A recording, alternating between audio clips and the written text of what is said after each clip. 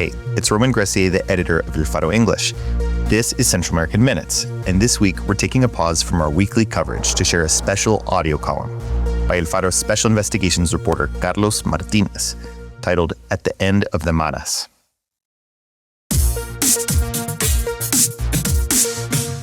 In Nicaragua, the house arrest of Daniel Ortega's brother relates more to El Salvador and Honduras than to Guatemala. In the case of Guatemala, globalism comes to die at CIPA, but in El Salvador, it's already dead. Central American Minutes, an original podcast by El Faro English.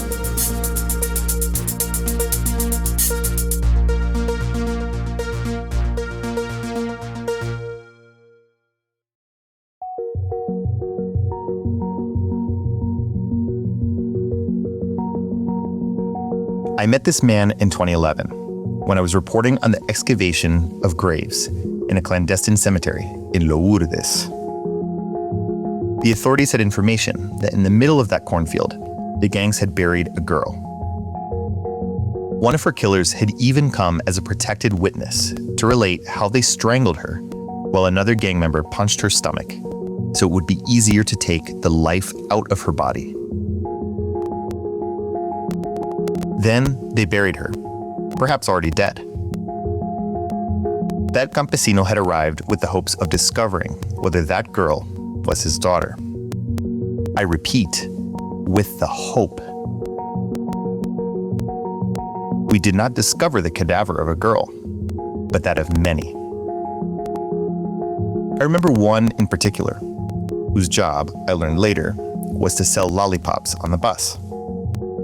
When I met her, she was a skeleton with an open jaw, as if screaming, with a blue rope wrapped over what was once her neck.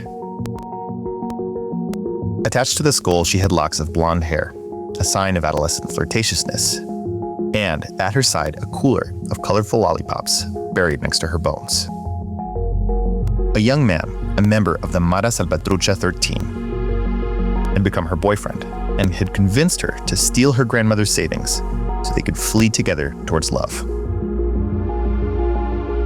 But when she arrived at the predetermined location in the middle of the night under a large amate tree, the guy was not alone. They robbed her, they killed her, and they buried her next to the colorful sweets she sold on the bus. Later, we learned there were many other girls and young women and young men fertilizing those lush parcels of land. Whenever the coroner discovered a body, as a skeleton or transformed into a white paste, something like soap, the man repeated to the coroner that her daughter was like that is the way she did her hair, and that the clothes that she had matched, that she had a little necklace.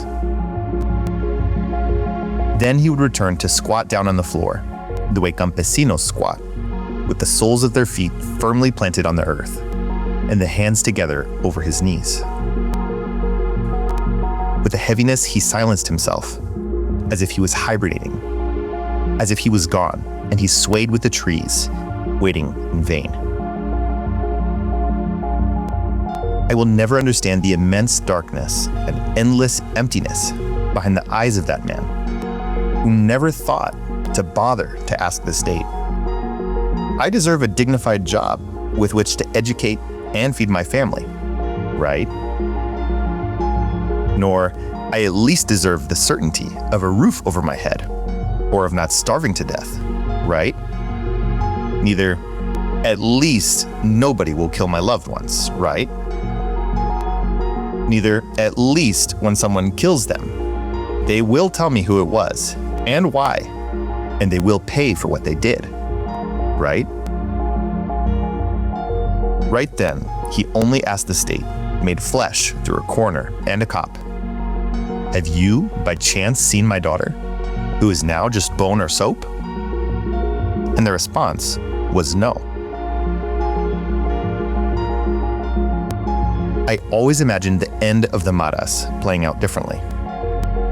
Since I'm a pathological romantic, I imagine people in the street in some sort of march with drums and tears of joy. We're going to leave flowers at a monument for the victims of so much darkness. Maybe the end of the maras could be, I thought, the moment when someone would have responded yes to the first questions of that campesino. Yes, there is work for him. Yes, there are things for you and yours to eat, and a school and a hospital, and not just a hole in the ground. But no.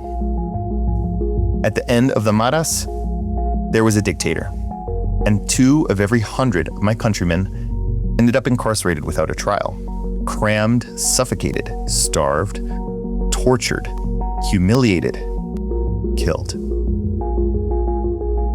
At the end of the maras, we have the same country as always, in which we don't all fit, in which some receive everything and others nothing.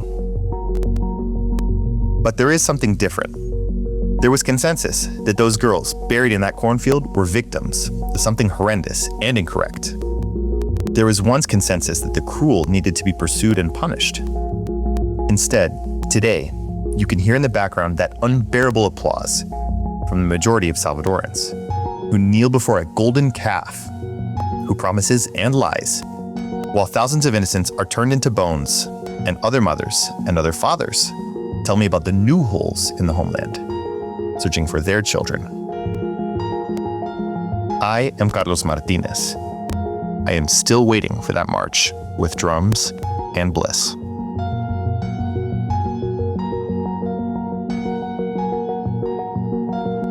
Thanks for streaming Central American Minutes. This special episode shares an audio column written by El Faro Special Investigations reporter Carlos Martínez. It was translated by William Palomo from Alma de Izote and narrated by me, Roman Gressier, with sound design by Amian. Find us wherever you do your streaming, and we'll be back next week. Hasta pronto.